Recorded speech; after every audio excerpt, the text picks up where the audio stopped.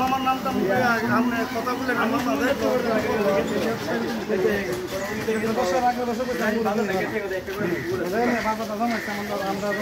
সোমবার আজকে আমরা সবাই গেছিলাম গরু কিনতাম